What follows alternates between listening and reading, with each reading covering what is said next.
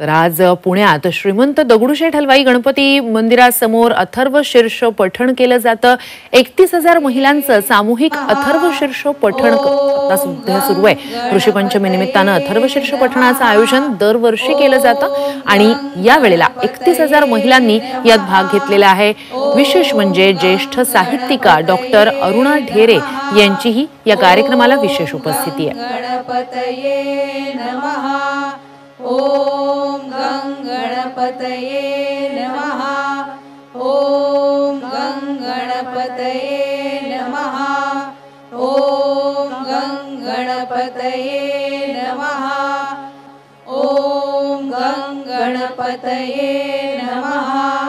ओम गं गणपतये नमः।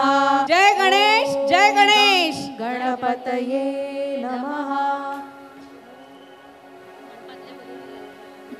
मंडपातल्या मुलींना सूचना आहे, त्यांनी लवकर मंडप रिकामा करायचा आहे, म्हणजे आपल्याला नंतर दर्शनाची सोय करता आहे। कोणीही महिलांनी